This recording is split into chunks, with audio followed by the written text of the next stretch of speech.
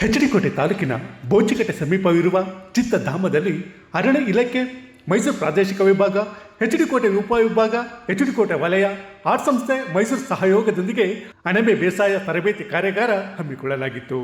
Art ಸಂಸ್ಥೆ ಅಧ್ಯಕ್ಷ ಶಿವಕುಮಾರ್ ಸೇರಿದಂತೆ ವೇದಿಕೆ ಮೇಲಿದ್ದ ಗಣ್ಯರು ಜ್ಯೋತಿ ಬೆಳಗುವ ಮೂಲಕ ಚಾಲನೆ ನೀಡಿದರು.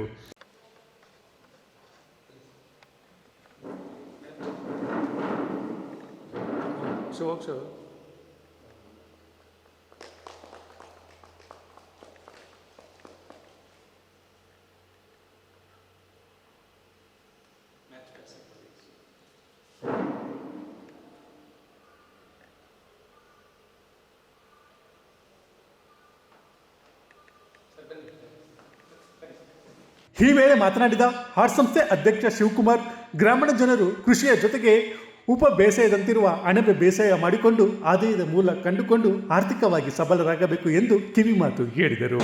ನಮ್ಮ ಗ್ರಾಮೀಣ ಪ್ರದೇಶದ ಜನರಿಗೆ ತಮ್ಮ ಕೃಷಿಯ ಜೊತೆ ಈ ಒಂದು ಉಪಕಸುಬು ಏನಿದೆ, ಈ ಅಣಬೆ ಬೇಸಾಯ, ಇದು ಸಾಕಷ್ಟು ಆದಾಯವನ್ನು ತಂದುಕೊಡುವಂಥ ಒಂದು ಉದ್ಯೋಗ ಆಗಿದೆ, ಉಪಕಸುಬಾಗಿದೆ.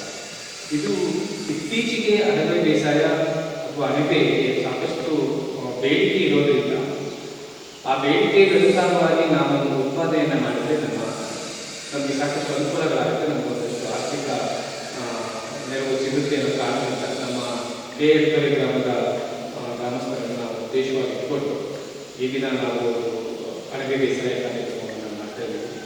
ಖಂಡಿತ ಇದಕ್ಕೆ ಒಂದು ಒಳ್ಳೆ ಮಾರ್ಕೆಟ್ ಇದೆ. ನಾವು ಆದರೆ ಅದನ್ನು ಹೇಗೆ ಉತ್ಪಾದನೆ ಮಾಡೋದು ಮತ್ತು ಹೇಗೆ ಅದನ್ನು ಮಾರುಕಟ್ಟೆ ಮಾಡೋದು, ಇದ್ರ ಬಗ್ಗೆ ನಮಗೆ ಒಂದು ಜ್ಞಾನ ಇದೆ. ಆ ಜ್ಞಾನಾರ್ಜನೆಗಾಗಿಯೇ ಈಗಿನ ನಾವು ಕಾರ್ಯಗಳನ್ನು ಮಾಡಿದ್ದೀವಿ. ಬದಲಾದ ಕಾಲಕ್ಕೆ ಅನುಗುಣವಾಗಿ ಸ್ವ ಉದ್ಯೋಗವು ಭಿನ್ನ ಸ್ವರೂಪ ಪಡೆಯುತ್ತಿದೆ. ಈ ಹಿಂದೆ ಬೇಡಿಕೆ ಇರದ ಉದ್ಯಮಗಳು ಈಗ ವಿಸ್ತಾರಗೊಳ್ಳುತ್ತಿದ್ದು ಸ್ವಾವಲಂಬಿ ಬದುಕು ಕಟ್ಟಿಕೊಡುವಲ್ಲಿ ಯಶಸ್ವಿಯಾಗುತ್ತಿವೆ.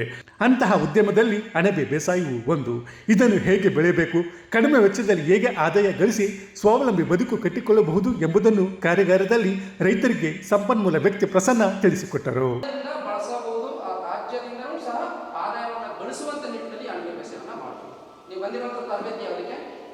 ಅಣಬೆ ಬೇಸಾಯ. ಅಣಬೆ ಬೇಸಾಯ ತರಬೇತಿಯಲ್ಲಿ ನಾವೆಲ್ಲರೂ ಭಾಗವಹಿಸಿಕೊಂಡು ತುಂಬ ಖುಷಿ ಆಗೋದಿತ್ತು. ಇನ್ನೂ ಸ್ವಲ್ಪ ಜನ ಅದನ್ನು ಸೇರ್ಕೊಳ್ಳೋವಂಥದ್ದಿರ್ತಾರೆ. ನಾವು ಇಷ್ಟೊತ್ತು ತನಕ ವೆಯ್ಟ್ ಮಾಡೋದು ಬೇಡ. ಯಾಕಂದರೆ ಇದು ಆ್ಯಕ್ಚುಲಿ ನಿಮ್ಗೆಲ್ಲರಿಗೂ ಗೊತ್ತಿದೆ, ಅಣಬೆ ಬೇಸಾಯ ತರಬೇತಿ ಅಂದರೆ 7 ದಿನ ತರಬೇತಿ ಕೊಡ್ತೀವಿ. ಫಸ್ಟ್ 7 ದಿನ ಈ ರೈತರನ್ನ ಕರ್ಕೊಂಡು 7 ದಿನ ಇಟ್ಕೊಂಡು ಕೂರಿಸ್ಕೊಂಡು ತರಬೇತಿ ಕೊಡುವಂಥದ್ದು ಅಷ್ಟು ಸುಲಭದ ಕೆಲಸ ಅಲ್ಲ. ಕರೆಕ್ಟಾ?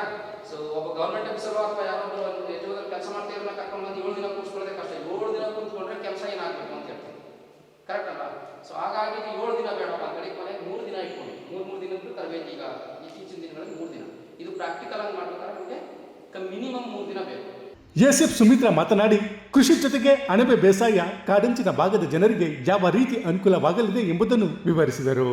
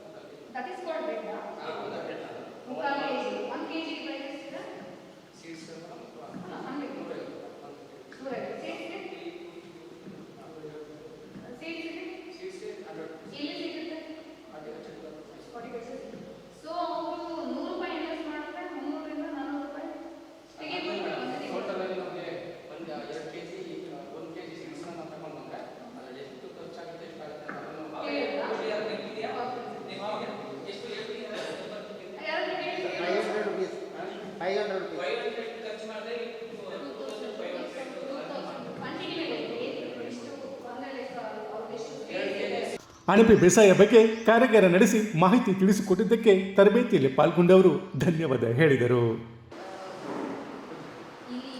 ಈ ಒಂದು ಅವಕಾಶ ಮಾಡಿಕೊಟ್ಟಿದ್ದಕ್ಕೆ ತುಂಬ ಧನ್ಯವಾದ. ಮತ್ತು ಎರಡನೇದು, ಮನೆ ಸಂಸಾರ ಜವಾಬ್ದಾರಿ ತಗೊಂಡಿರೋ ಹೆಣ್ಮಕ್ಳು ಏನಾದ್ರು ಮಾಡಬೇಕು, ನಾವು ಗಂಡ ದುಡಿತಿದ್ದಾರೆ ಅವ್ರಿಗೆ ಸಹಾಯ ಮಾಡ್ತೀವಿ, ಅದೊಂದು ಕಡೆ ಆದರೆ ನಾವು ನಮ್ಮದೇ ಒಂದು ಸ್ವಂತದ ಅದೊಂದು ಒಳಗಡೆ ನಾವೇನಾದ್ರು ಒಂದು ಮಾಡಬೇಕು ಅನ್ನೋದೊಂದು ಸಿಗುತ್ತೆ.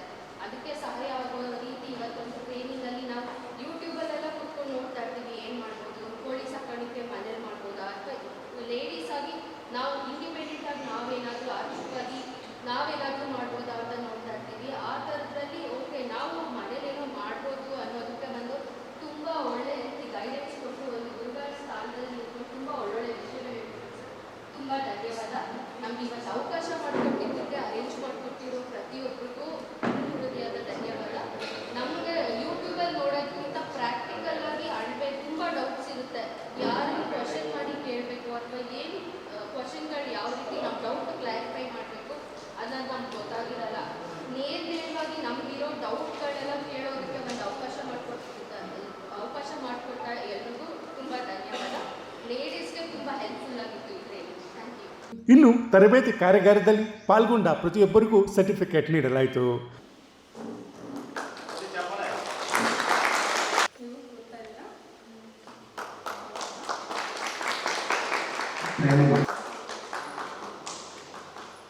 ನಿಮ್ಮ ಮನೆಗೆ ಹೋಗಿ ಸೌಖ್ಯ ಬರೋಣ.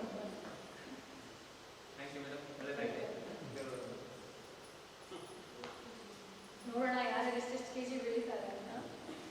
ಕಾಂಪಿಟೇಷನ್ ಎಷ್ಟು 4 ಜನ ಅಲ್ಲ ಹೆಣ್ಮಕ್ಳು.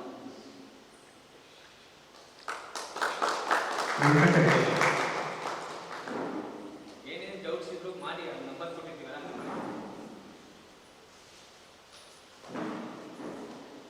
आनंद के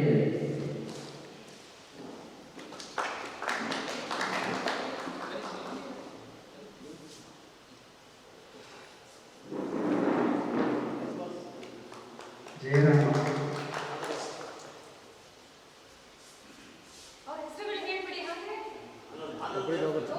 गोपाल कृष्ण ಗೋಪಾಲ ಕೃಷ್ಣ ಅಲ್ಲ ಅಲ್ಲಿ ಗೊತ್ತಾಗಲ್ಲ ಕೇಳಿದ್ರೆ ಕೇಳಿಸ್ಕೊಳ್ಳಿ. ಒಳ್ಳೆಯದು. गोपाल कृष्ण आर काले अण्णन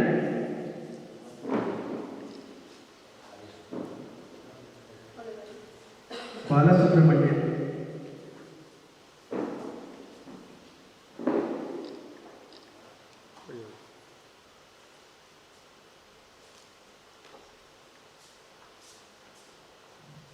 के तंगवेलु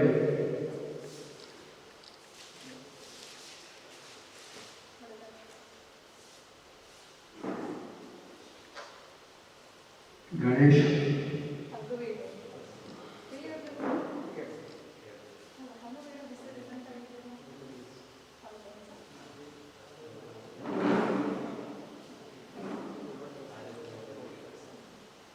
गणेश नागेश एच के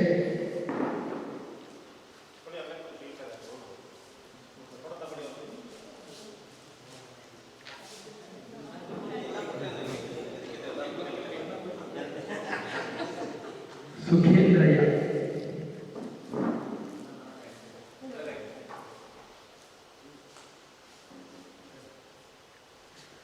ಶಿವಮೂರ್ತಿ ಎಚ್ ಇಂದ್ರ ಅಂದ್ರೆ ಸುಖ, ಅದು ಸುಖ ಪ್ಲಸ್ ಇಂದ್ರಯ್ಯ ಸುಖ. ಅಲ್ವಾ? ಶಿವಮೂರ್ತಿ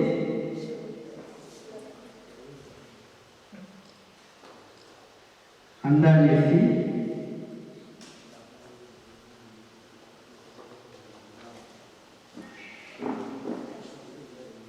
ಅಂದಾನಿ ಅಥವಾ ಅಂಬಾನಿ?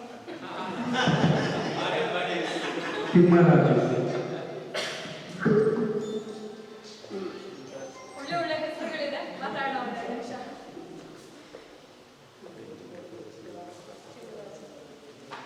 ಕಾರ್ಯಕ್ರಮದಲ್ಲಿ ಸಹಾಯಕ ಅರಣ್ಯ ಸಂರಕ್ಷಣಾಧಿಕಾರಿ ಎಚ್.ಡಿ. ಕೋಟೆ ಉಪವಿಭಾಗದ ಸುಮಿತ್ರಾ, ವಲಯ ಅರಣ್ಯಾಧಿಕಾರಿ ರವಿಕುಮಾರ್, ಸುರೇಂದ್ರ, ವಸಂತ, ಅಭಿಲಾಷ್, ಹಾರ್ಟ್ ಸಂಸ್ಥೆಯ ಸಂಯೋಜಕ ಶಿವಲಿಂಗ ಸೇರಿದಂತೆ ಶಿಬಿರಾರ್ಥಿಗಳು ಉಪಸ್ಥಿತರಿದ್ದರು. ಎಚ್.ಡಿ. ಕೋಟೆಯಿಂದ ಶ್ರೀಕಂಠ ಈಶ್ವರ್, ಇಂಡಿಯಾ ಫಸ್ಟ್, ನಿರ್ಭೀತಿಯಿಂದ ನಿಮಗಾಗಿ. ಇಂತಹ ನೈಜ, ಇಂಟ್ರೆಸ್ಟಿಂಗ್ ಹಾಗೂ ಕ್ಯೂರಿಯಾಸಿಟಿ ಸುದ್ದಿಗಳು ನಿಮಗೆ ಸಿಗಬೇಕು ಅಂದರೆ ಇಂಡಿಯಾ ಫಸ್ಟ್ ಟಿವಿ ಸಬ್ಸ್ಕ್ರೈಬ್ ಮಾಡಿ. ಒಂದು ಲೈಕ್ ಕೊಟ್ಟು ವಿಡಿಯೋ ಶೇರ್ ಮಾಡುವ ಮೂಲಕ ನಮ್ಮನ್ನು ಮತ್ತಷ್ಟು ಪ್ರೋತ್ಸಾಹಿಸಿ. ಇಂಡಿಯಾ ಫಸ್ಟ್, ನಿರ್ಭೀತಿಯಿಂದ ನಿಮಗಾಗಿ.